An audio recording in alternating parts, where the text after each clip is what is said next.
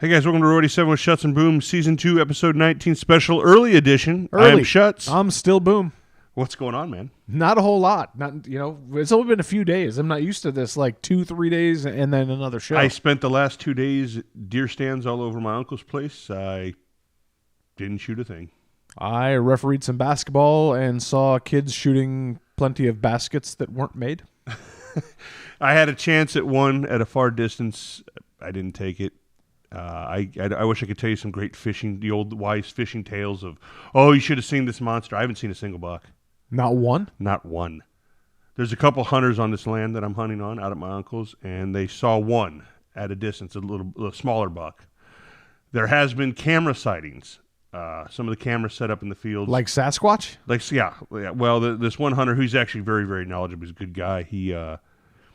They have this huge buck has been caught on tape. Nobody's seen it. We've been out there. I'll be back out there on Tuesday again. We'll see. It's been frustrating, but hey, this week I'm going to Maryland. You are going to Maryland. Yeah. I'm going to go to work. Let's call it the Thanksgiving celebration, I guess. We'll see. So we had a game. We did? Apparently. We kind of did. Huh. Yeah. Did they take the field? Well, they took the field. We got plenty of content, actually, as we joke around, you and I. I guess we should just get to it then, don't you think? Let's dive right in. Yeah, let's do it. Top 25 this week. Kind of blasé. Actually, we'll jump right into it. There's a big one going on in Tuscaloosa. Western Carolina's playing Alabama. I'm going to go ahead and I am going to take Goliath. Are you? Yes. Well, that's good because you can't even. There's no spread. There's no line. There's no line. Yeah. So I'm going to go ahead and I'm going to say all day. I'm going to go with Bama on that one. Yeah, I'm going to go on a limb too and say Bama. Roll Tide. Them and Auburn. Auburn's got a tough one too. They're playing Samford, not Stanford. Samford, Samford. They do this every year.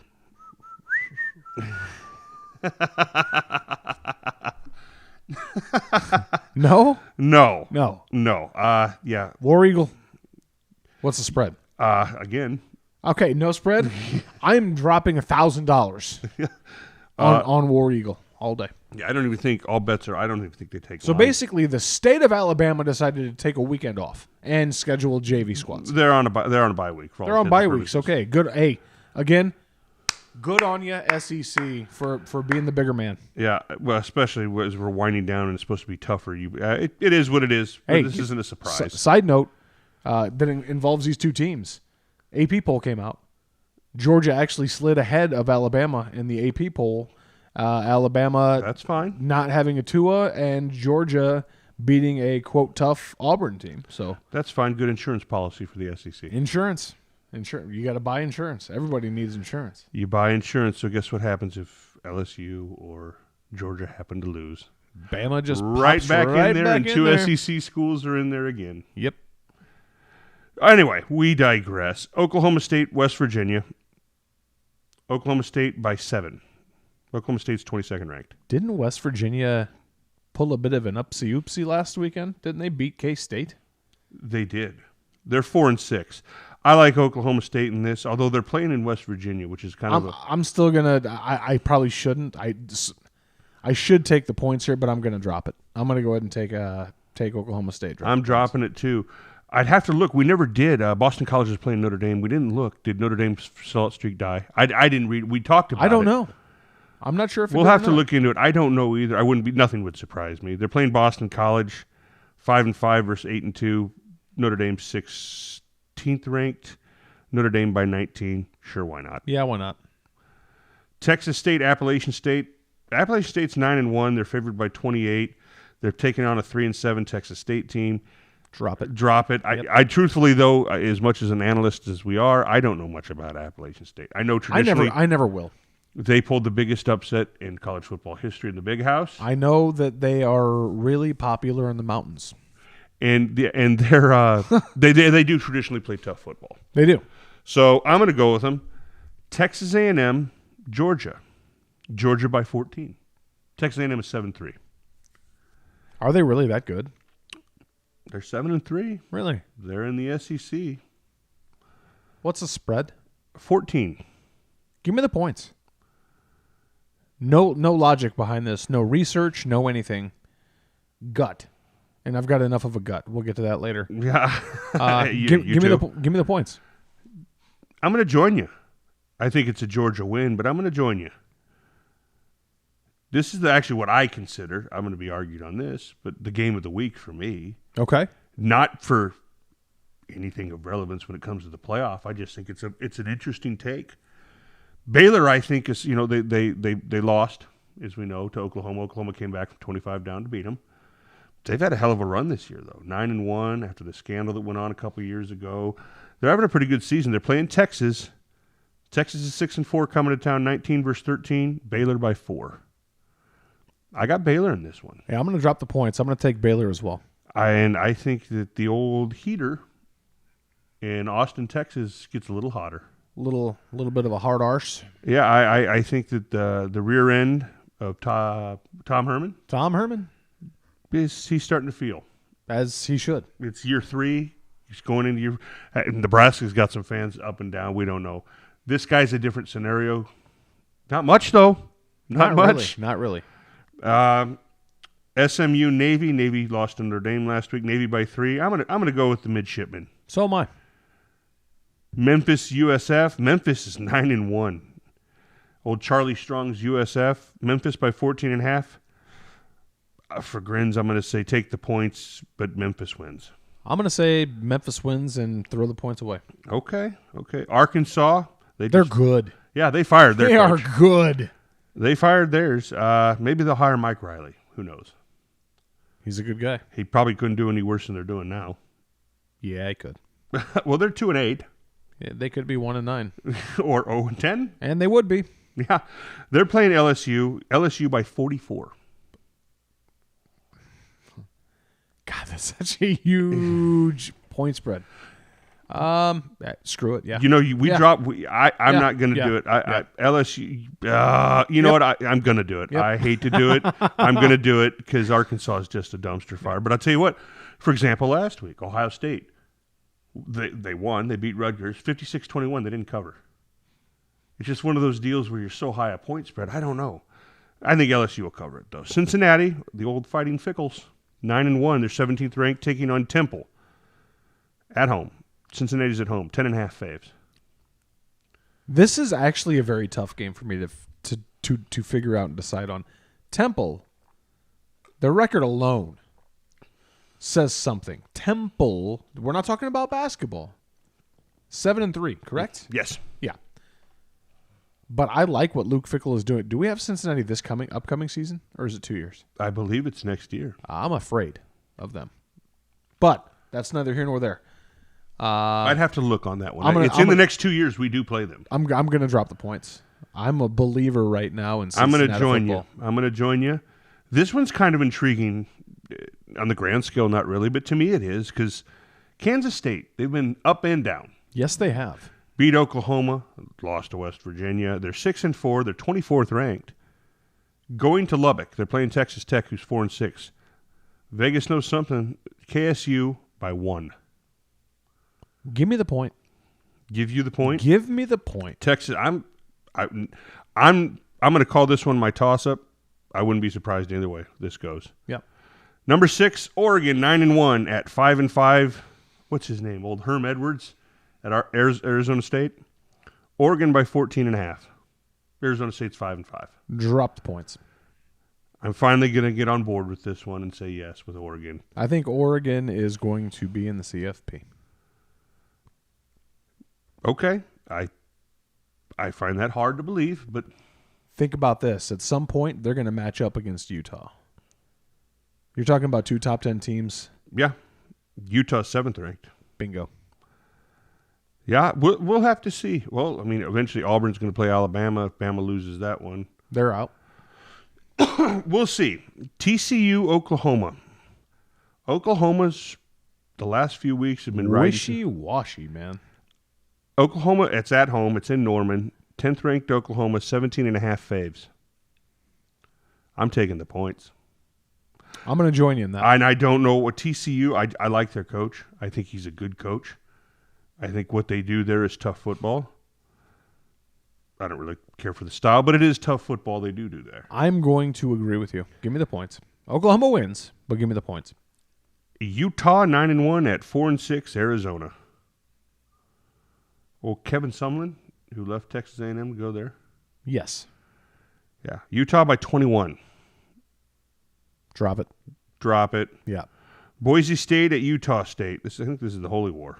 One of them. The old Mormons. 8-5. No, excuse me. No, it's 8.5 Schutz. Learn to read. Yes, drop it. Drop it. I'm going to join you.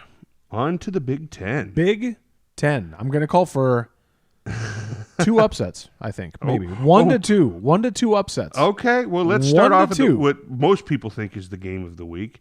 And on the grand scale, it really is. Penn State at Ohio State. 9-1 versus 10-0. 9th ranked versus 2nd ranked. OSU by 18.5. Market 0. Penn State upsets the number 2 team in the country. Really? Penn State upsets the number 2 team in the country, and the Big Ten goes another year without a representation in the college football playoff. Wow. I'm going to give Penn State some love, but not that much love. This is, again, not science, by the way. Obviously, this is not science. I also do not use drugs, and I have not had a drop of booze since my heart attack in April. So I'm 18.5. I'm going to say OSU by 17. Although, you know what? Ohio State kicked the crap out of Wisconsin. they did. They've been kicking the crap out of everybody. Yes, they have. I think Franklin got exposed for what I think to be who he is, just like P.J. Fleck got exposed this last weekend to Iowa. And by the way, we'll touch on that real quick. But before I'll pick, I think Ohio State by 17. I'm going to take the points. Okay. Upset City. Here's my upset city, and we'll get to that Iowa game. All right. Iowa, Minnesota over the weekend. I was very happy to see that. I'm not an Iowa fan. I was, but you're a closet Iowa lover. Oh, good God. No. But I was happy to see it, and I know he's going to defend his players, but Fleck the idiot came out. You also have a picture of PJ Fleck. I do. In your room. I do. He cost him that game. He did cost him a football game. He cost him the football game. He Pellini'd himself. Yeah, you ran onto the field, cost yourself a penalty that cost them The game. the game. Yeah. Essentially the game. But hey, he got a contract extension. Yeah, so. he's doing fine. At Northwestern, here's my upset of the week, and it's insane. It's more insane than yours. Yours has some validity to it. No, it doesn't. Go ahead. More than mine. Okay, well, let's hear it. 9-1 Minnesota at Northwestern, who just beat UMass in a giant pillow fight. Actually, almost covered that 41 we were joking about. They didn't. They damn near almost did. 45-6, I believe that ended. Anyway, Minnesota by 12.5. What do you think? Giveth me the points, but Minnesota wins. Okay. I think an outright upset again. There we go. And you want to talk about science? Here's what I'm basing it on. Yeah, I think my love of P.J. Fleck, although I try to be objective as an analyst, and they're having a better year than Nebraska is. Much better. As an analyst, I look at this and I go, Fitzgerald is one of the most underrated coaches in the country. Yes. He's a damn good coach. I think he's been dealt some, in Lincoln they're calling it bullets for players. I think he's got a bit of that, but I think he's got some coaching turmoil. I think there's going to be some exit stage right coaches on his staff this season that are going to go bye-bye. I think he's a better coach. I think he's going to have his team up. They just came off of a win. Not an impressive one, but it is a win.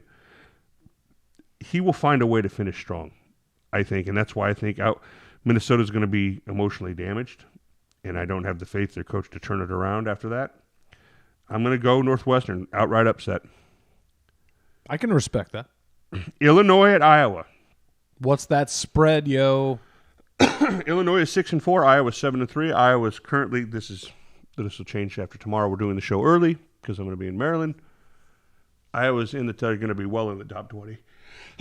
Bless you and such. Pardon me. Sorry. Good Lord. Yeah, allergies, whatever. I don't know. Iowa by 12.5. I want to hear your prediction before I make mine. For a change. I like Iowa by 10. I like Iowa in this one. I'm going to call for an outright upset. Really? I like the way. Listen, Lovie Smith, he's got shit moving in Champaign. I'm not saying they're world beaters, but I think they're going to do something that. If you'd have told me they were 6-4 before the season started, I can't remember if you ever said it on the air or not. You actually said that you wouldn't be surprised if they got to a bowl game. We didn't think they'd be at 6 wins now because I think they still have some crappy teams left on their schedule. Well, Northwestern's one of them. There we go. So that was probably one of those wins we were looking at. I think they get to number 7 this week. Really? I do. Again, not science. But the only thing I'm going to dog Iowa on is not all of their fans, but you rushed the field after beating Minnesota. That it wasn't like you hadn't beat them in forever. Yes, it was a top 10 team, but you're a couple years. Two things pop out to me at that. One, you'd beaten Minnesota 5 years in a row. You beat Minnesota. Why are you rushing the field? Two, you're 2 years removed from beating Ohio State, and not just beating them, but thumping them. Act like you've been there before. But they never have. Act like you've been there before. We're those grumpy old guys now saying, "Get off my lawn." Well, sure, but true is true. They've never won anything. Yeah, well, it's one of those that we as fans we talk about this and that and having class and all this. You don't rush the field out. I'm sorry. I agree. After beating them, hey, I get when they beat number 1 ranked Ohio State and rush the field. Or 2 ranked. That makes sense. Yes, it does. That's a huge win. Minnesota and the Cinderella story they were on, not so much. Michigan State, you talked about this guy at length. You've been talking about him all year. Michigan State at Rutgers. Michigan State by 20. They're 4-6. They just came off of a 44-10 thumping by big brother, little brother, however you want to call it in Michigan. They hate each other, and they got thumped. D'Antonio is in trouble, I think. I think he's in trouble, too. Which is so strange because they're just a few years removed from Big Ten titles. A couple of them. And again, you want to talk about an underrated coach overall. The problem is, over the past few, yes, they're not very far removed from winning a couple of back-to-back Big Ten championships. They are, however, also on their way to a couple of losing seasons. And if you're in an arms race in the Big Ten East, that's not acceptable. I know that the West is starting to catch the East. In some ways. But you better win 9 games a year if you even want to think about competing for the Big Ten East. The funny thing about the state of Michigan is there's only room for one. And Michigan State's out. Yeah, for a while it was Michigan State when Michigan was down. And Michigan State not having the superior athleticism and talent that the Penn States, even the Penn States get. Yeah. Penn State's getting better recruiting classes year in, year out than Michigan State. To tip the cap to what D'Antonio did was just shy of a miracle. And the amount of time he's been able to sustain success at Michigan State, you got to take your hat off to him. Yeah, but it's coming to an end. It's coming to an end because there just is no room in that state. It's when Michigan is doing what Michigan year in and year out, bad or good, gets recruiting like you wouldn't believe. And when they're rolling the way they should be as a blue blood, there's no room for you, Michigan State. I'm not saying that he gets canned in 2019, but he probably is gone before. He doesn't see 2021. He doesn't see 2020. I don't know that he sees the entire 2020 season. It depends. I don't think he sees 2021. I'll put it that way. But if he's not fired this year, he will be next year. I do think they'll win this game against Rutgers. What's the spread? 20. They win, but they don't cover. Really? They're not good at football. Okay, they're not good at football. I'm going to take the points. Yeah. Give me the points, but Michigan State wins. Michigan at Indiana. Indiana had a hot streak going. They got cooled down by Penn State a little bit, but it was a close game. Michigan by 8. It's at Indiana. I'm going to drop the points. So am I. I think Jimmy H is getting stuff figured out in Michigan. Purdue at Wisconsin. Whiskey by 22.5. Give me the points. Really? I think Whiskey wins by 3 touchdowns. Okay. Oh, well, that's one of my lines, isn't it? It is. You know what? They put up a stat. Jonathan Taylor, who just passed Herschel Walker against Nebraska for most yards through a junior season. By the way, give it up to the Cornhuskers for once again making their way into the record books. Yeah, but you'll be happy to know. This was a trivia question on the show for those that watched the game.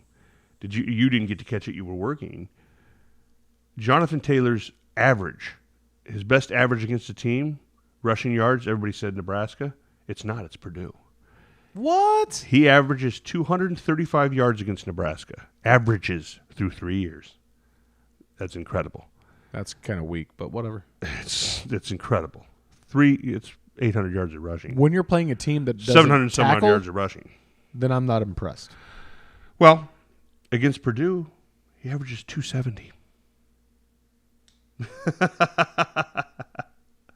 Let's put that in perspective as Husker fans for a moment. Well, they're playing Purdue. That's why I brought it up. But, hey, we're not the worst. There's Purdue, who beat Nebraska.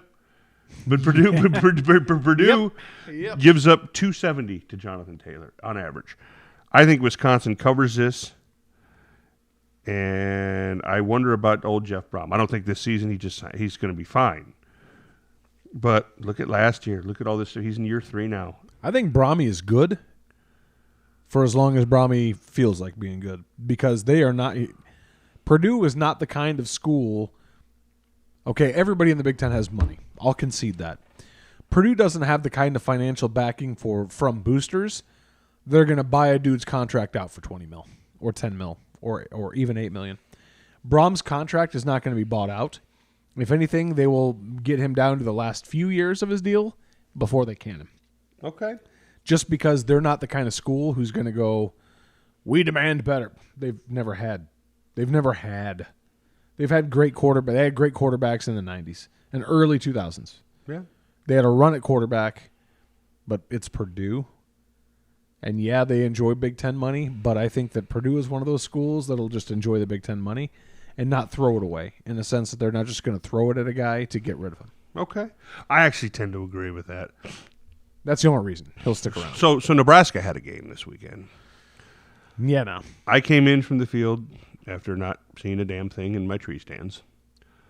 And I arrived at the second quarter. I watched Nebraska go down and score. It was that very drive, go down and score, go up 14-10, and I go, I literally had been watching for 2 minutes. I'm like, wow. I didn't know what had happened. I hadn't seen any highlights. I hadn't listened to it. And wow, they're doing all right. I watched in the next 4 minutes unravel, Nebraska completely fall apart. And I watched Wisconsin immediately went down the field and scored to go up. And as soon as Adrian threw that pick, I go, here we go. That's the ball game. Against a team like Wisconsin. Wisconsin did exactly what Wisconsin does. In the second half, there was no surprise. They line up, they run straight at you. And that's what they did. And they averaged, it was a quiet 200 for Jonathan Taylor, but it was 200 yards on the ground. Everybody talks about the silver lining. Yeah, it was nice to see the offense put together some pretty good running. Dedrick Mills only carried the ball 5 times. I'm not naysaying about it. I'm also not on board with these fans that are like, it's improvement. No, it's not. Riley took him down to the wire to a field goal. I will say that I think that there was improvement, and Scott Frost alluded to this in his post-game press conference. Probably one of the better offensive, when it comes to the offensive line, probably one of their better performances in the run game. One of their better. I didn't say great. One of their better performances. No, you have to tip the cap when they run the way they did. The best part of that game was the presser. I'm drinking the Kool-Aid. I guess you can call it that. I believe in what Scott Frost says is true. I don't think he's lying at all, and I think he's being genuine. And I think he's right.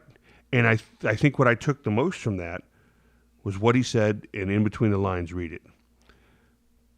We need bullets. Yeah, they need more players. But he also took the blame on himself and needs to improve, and his coaching staff needs to improve. Especially on the defensive side of the ball. Now, and Scotty knows that he probably needs to tweak the offense. Scott Frost, for the first time since he's been the head coach at Nebraska, probably for the first time as a head coach, really was honest about how poorly his defense is, or has played, how bad his defense is. Special teams is atrocious as well. Atrocious. Yep. I think that the offense needs tweaking.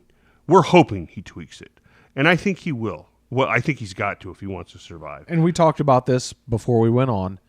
I think a lot of that has to do with more than any position, more than the – when you think weapon, when people hear Scott Frost say weapon, you automatically go to J.D. Spielman. You automatically go to Wan'Dale Robinson. Maybe we need more weapons like Cam Jurgens, like Bryce Benhart, like the older Daniels brother, or like Green. Well, I'm gonna stop you there. That's interesting. You talked about the older Daniels. Scott also said in that presser, his defensive guys they were missing Carlos Davis, and not a word. Okay, not a word from Scott Frost about that. They asked him. They said, and his response was, "Yeah, Carlos let us know before the game that he wasn't healthy enough to play." This is a senior. Now, then later there was a question asked about the young guys who got to play, and Scott mentioned how there were a lot of guys nicked up, and he mentioned guys on both sides, and that they missed him. And Carlos's name was not mentioned in the players that were missed. That tells me that's a very strong statement by not speaking. I mean, how loudly he was speaking by not saying Carlos Davis' name. Word. How much was said without saying a word. And that speaks volumes to me. It does to me too. It speaks volumes about this football team, the problems that this football team is having, how there is still a mental struggle going on. Scott Frost in the press conference, I agree with you, by the way. I think this is the best post-game press conference Scott Frost has had following a loss. There have been times where a few weeks back after a loss, I think it was the Indiana loss, I mentioned to you, I think I said it on the air too, that I didn't care. The post-game press conference, what bugged me the most about it was that Scotty was using his finger a little bit too much, but not the thumb. He was pointing fingers at players not getting the job done, missing assignments, yada, yada, yada, but there wasn't enough of the thumb going, man, I'm responsible for this ship. It's my ship, and I need to steer it. I think he did that in this press conference way he thanked his offensive staff. Did you catch? Yep. Is it just me?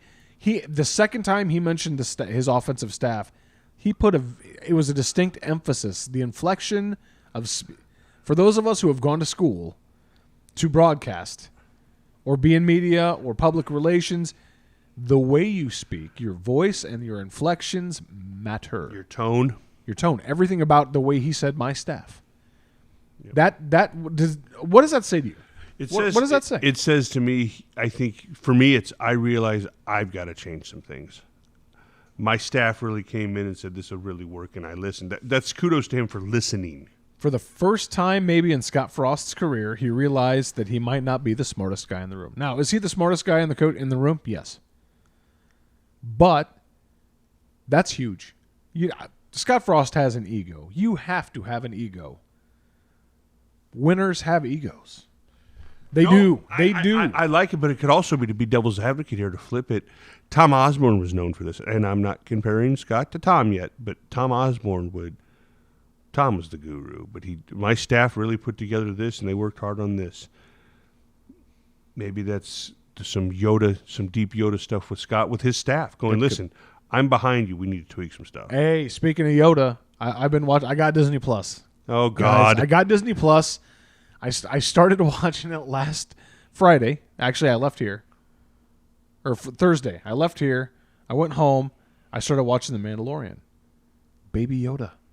Oh, good God. Baby stop. Flipping Yoda. No, maybe Scott Frost is Baby Yoda. Maybe. I get you in a weird way. I kind of get you. Well, no, I don't think anybody truly understands you, but I kind of get you. I think it's one of those that I think Scott... Is there excuses to be made? No, they got thumped. 37-21. It really, there were some things in there that happened. Everybody's going to point the finger at Adrian. Have I been impressed with Adrian? Not really. Nope.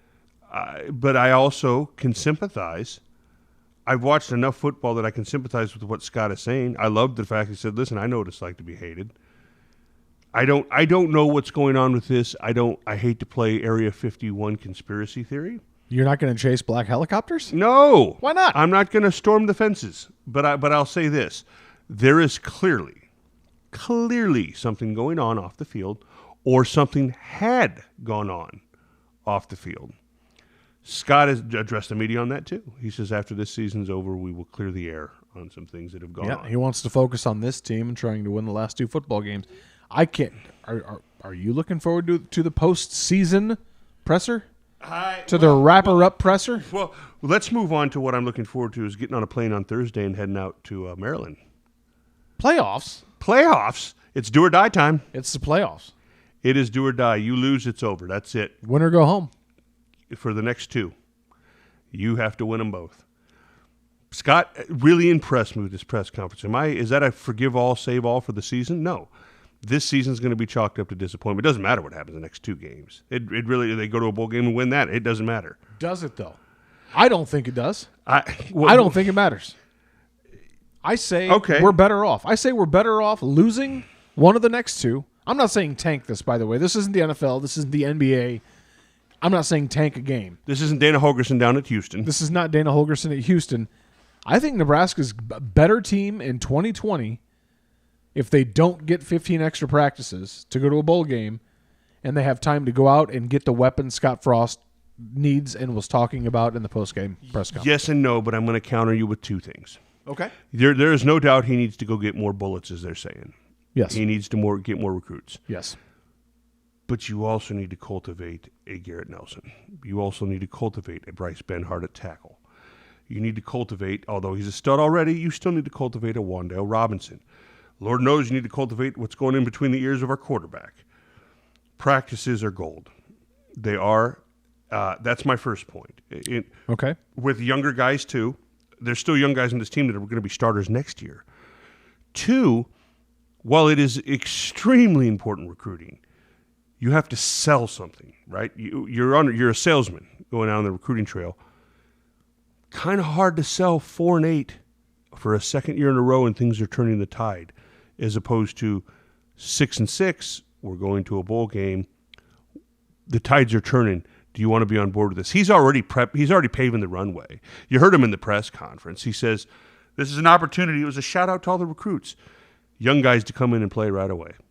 And that's what I think he will try to sell, him and his coaches, because it's not a Lovie Smith situation where Lovie Smith is like Oprah and he's walking around talking about and you get to start and you get to start. No.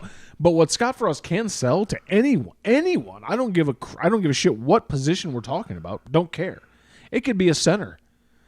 He loves Cam. Yeah. Let's not get that twisted. Cam is going to start next year. Let's not. Well, get that aside from twisted. center, yeah, I get what you're saying. But he could walk up to a center and be like, "Look, son, it's wide open.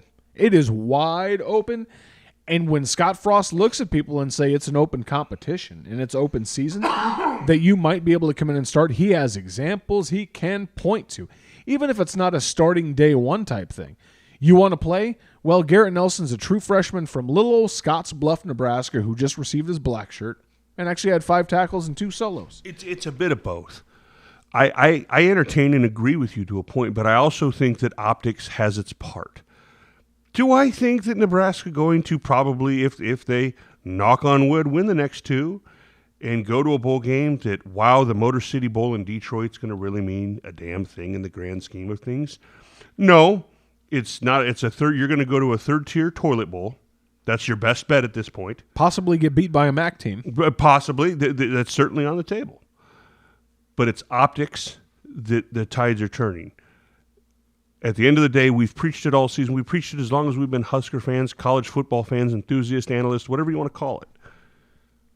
W's and L's. I'm gonna agree to an extent, but my final argument for let's just skip bowl season is while Lovie Smith and PJ Fleck, I don't think Purdue is going to get 2 more wins, so we're not going to count them, and certainly Fitzy's not going to go anywhere. But let's just take a look around the Big Ten West. Forget the East, man. Let's think about the Big Ten West. If what I believe to be true comes true, we're probably looking at a loss in a couple of weeks to Iowa. So you got Kirk Ferentz, who's going to be like, you want to go play for a team that we just beat? Good for you, kid. Go for it. PJ Fleck can just point and go, well, we're better than them. Whether we go to a bowl game or not. Yeah, do you want to go play for the losers? Go for it. Even Braum this year can sit back and go, you want to go play for them? Sure. We're terrible. We found a way to beat them. Or Scott Frost, while most of those other teams, minus Brahmy, are coaching their team and only part-timing. They're reaching out to recruits because there's an early signing day in December, if I'm not mistaken. Pretty sure there is. And then you've got a dead period. Scott Frost can be out there going. He can be winning. Obviously, he's not winning on the field this year. I'm not knocking Scott Frost. You're not winning on the field. You might as well win on the recruiting trail and get a jump start on some of these kids that might be looking at a rival school. And, I mean, hell, right now we're trying to poach some kids from Florida State. Do it. Do it. Get them before somebody else somewhere else does. Okay. I think we both make good points on it. You and I would go back and forth just trying to win the argument. I'm not saying you're wrong, brother. I'm just saying I'm right. I'm not saying you're wrong. No. There's your way, and then there's the right way. That's always that way to look at it too. Well, I mean, if that's how you feel, that's how you feel. But I think that there's validity to both points. There are. I think as a competitor, just strictly down to the bare bones, a competitor, you want to play more and you want to win. Well, of course. Listen, no one wants. Hell, I think for morale the morale of the fan base. Clearly, it's still there because they were out in force at the Wisconsin game, and they'll be there on Black Friday, and they will be. Give them something, because I think you can say this: it has been a roller coaster frustrate. Doesn't matter what happens in the next 2 games. Give the fans a little something. Give them a teaser. You know, that's what I'm getting at. Give them a teaser. Just give them free T-shirts. They'll be fine. Sure. I think it's going to be interesting. I'm heading to Maryland. Me and the Oracle. We're going to Maryland. I'm going to go to work. I'm excited for this trip. It's going to be fun. It's 2:30 kick, right? I might It's a 2:30 kick. I've got a birthday deal to deal with Saturday night. And I've got work Saturday morning into the early afternoon, so I might get to watch like the first half, maybe almost the entire game. So I might watch on television. This week, I'm not gonna lie. Last week, I wanted no part of it. I didn't want. I mean, I was at work anyways. Generally, hopefully my boss isn't listening to this, but generally. He does listen, so I know he will. Generally on Saturdays, he's a season ticket holder, so he gets it to an extent. I'm checking my phone. I'm checking the score. I did not check the score once this past weekend because I didn't want any part of what I knew was going to happen. Well, Maryland concerns me. I was concerned about Maryland when the season started. Remember this? I do, actually. Now, a lot's unturned for both of these teams that I didn't see happening. They concern me. The line opened at 7. It's down to 5. Now, we're early in the week. We're about Sunday night here.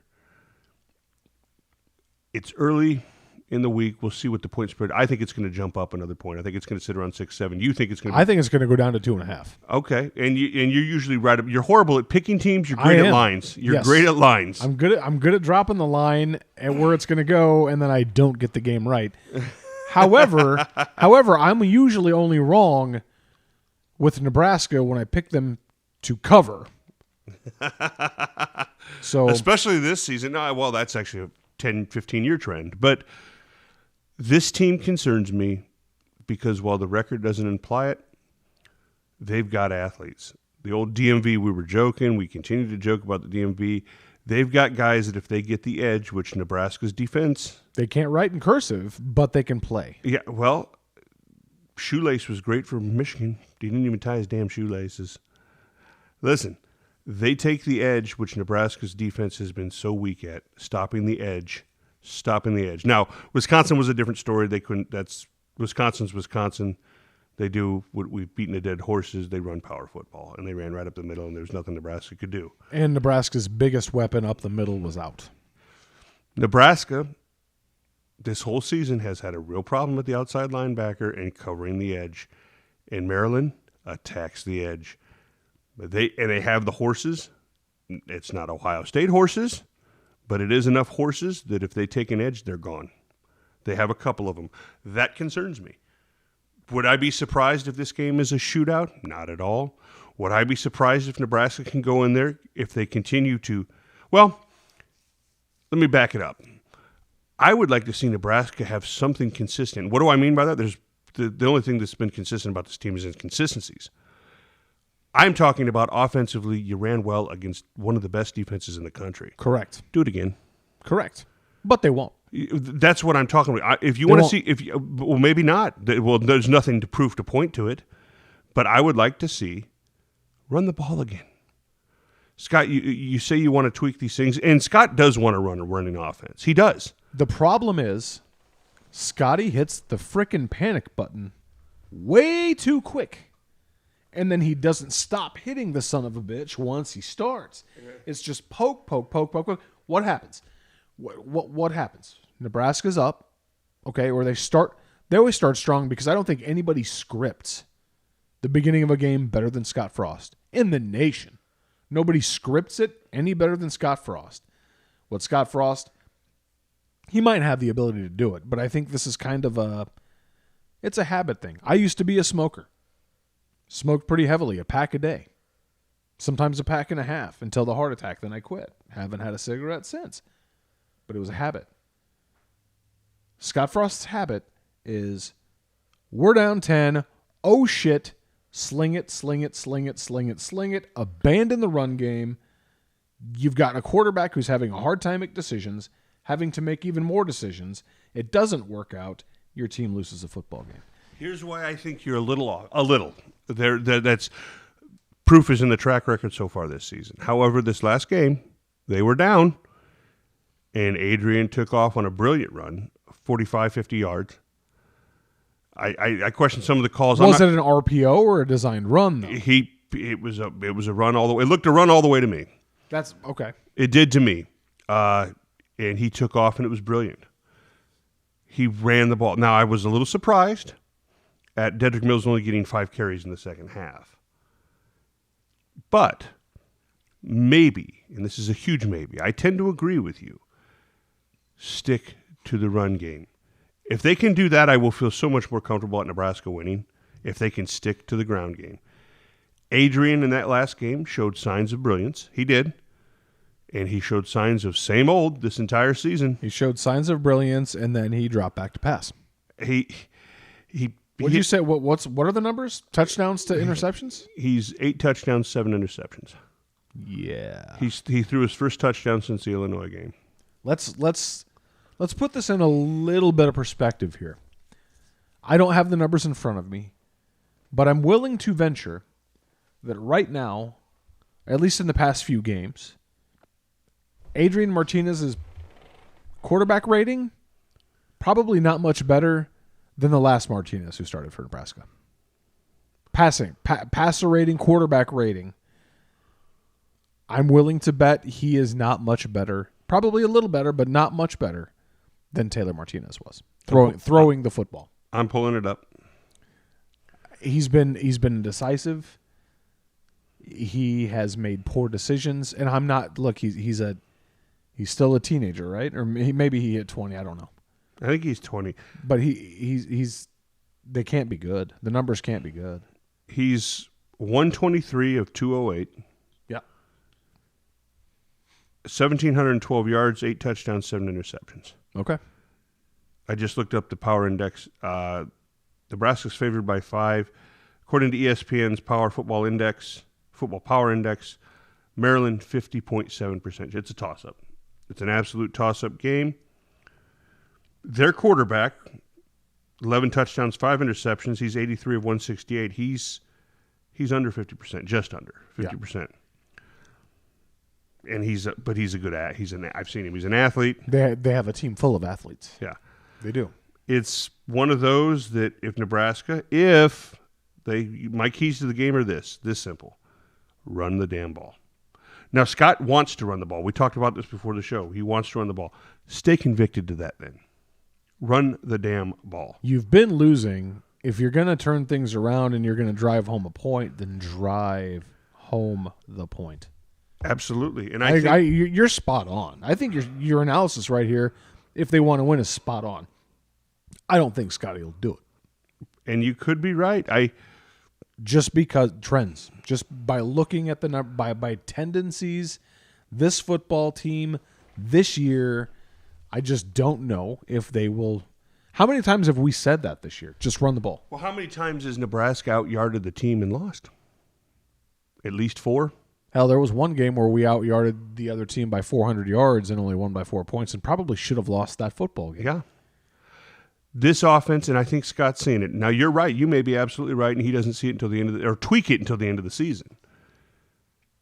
But this offense, as it sits today, in my opinion, is this. And it's not, this is kind of a blanket statement, so I'm going to tread lightly.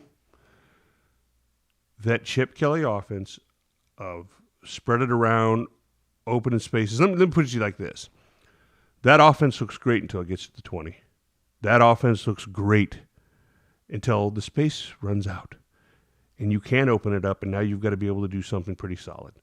And that's go straight at them. They're great when they can hit a 40-yarder. They scored in 90 seconds against Wisconsin. Yeah, because they hit a deep pass. Go down the field and grind it all the way down the field and stay with that. We'll see.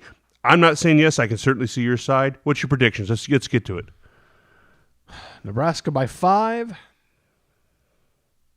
I lied. It's going to be 3 upsets. I'm going to call for an outright Maryland victory. Okay. On Saturday. I think that Nebraska does best what Nebraska has done best this year, and that is cock the shotgun and shoot themselves probably 2 to 3 times, and it will cost them. I also look at the numbers. Scott Frost has 1 win on the road since becoming the head coach of the Nebraska Cornhuskers. They're headed on the road on a 3-4 game losing streak. 4-game losing streak. That streak reaches 5 this week. And I until this team does what Scott Frost says they need to do, which is believe, really. I mean, that's all it is. Believe, don't be stupid. Nebraska's losing because of stupidity. Nebraska's losing because guys aren't in the right spot defensively, because a quarterback might make the wrong decision and not get rid of a football and take a sack that takes you out of range to be able to do anything. Until Nebraska, giving up a kick return for a touchdown, right after you go up and have momentum and cock the shotgun and shoot yourself in the foot. Nebraska's shown no signs of being able to do that. Nebraska has been on a straight plateau this year. Somehow they went 4-6, or 4-2 in their first 6. Somehow they went 4-2, but they've been a flatline football team from week 1 through week 13. Nothing has really changed. So that's my. So what do you think the final score will be? Just rough estimate.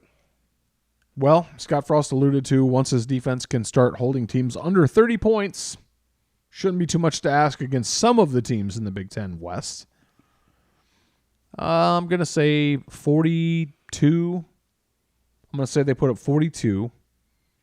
They have a little bit more speed than Wisconsin does. To 31. I'm going to go a freaky Wow, slow. 11-point win by Maryland. Yeah. Wow, okay. 11-point win for the Terps. My heartbreak's going to be reserved for 1 week, mainly because I'm going all the way down there and I don't want to face that. No. I want you to go watch a victory, by the way. Please don't think I'm going all the way down there. And Nebraska. No. I really do believe Nebraska finds a way. The heartbreak will be the week after. It'll be, wow, if you win this, we get to go to a bowl game, you can salvage something, and they'll dump it. That's what I think right now. We'll see how things go. I think that Nebraska will go down there, take care of business. I'm going to go with a score of Nebraska 35-24. I'm going to go 11 the other way. All right. So we got a 22-point swing. Yeah, I think it's going to be 11 the other way. And both of us are going to be wrong. No, it'll be somewhere in the middle. It'll be a 5 to 6 point win or a loss. Yeah. It will. Or it'll be a push. Whatever the line settles at, it'll be a push. Teams accountable. That's what Scott's looking for. We need to be accountable. I promised a while back, got into a slump with finals, yada, yada, yada, football. I'm going to start documenting weight loss and working out on my Instagram. I'm not going to document it on Instagram. Maybe I'll just keep the blog alive. The web. By the way, Movember rolls on. Last week was country music and mustaches. This week we're switching it up. We're changing gears. It's going to be hip hop. Oh, boy. Going to be great mustaches of hip hop. Good luck with that one. Actually, a little easier than you would think. Oh, well, I'm interested in seeing this. A little easier. So at 1:30 p.m. Central every weekday. Back in the day video play. This month is Movember. Men's health. Kind of ties in with what we're talking about. Weight loss. I had a heart attack. You're afraid that if you don't change, you're going to have a coronary. Yeah, I think that it's going to happen. We're both. We got to find a way to. At least for me, I want to find a way. Maybe Instagram to document it so people can see the change. I would go Instagram. The Row 87 Insta. Okay. All right. And I'll continue blogging along. Shout out to Ashley. Miss you. Hopefully we can meet up soon. Probably be after the trip. The ghost. The ghost. She's awesome. She is. Well, I'll be down there. I'll have pictures up on Insta for that. We've got to get better at Insta. I will get better at Insta. I will keep myself accountable. You'll keep me accountable. Everybody's going to be accountable. We are going to be our brother's keeper. Yep.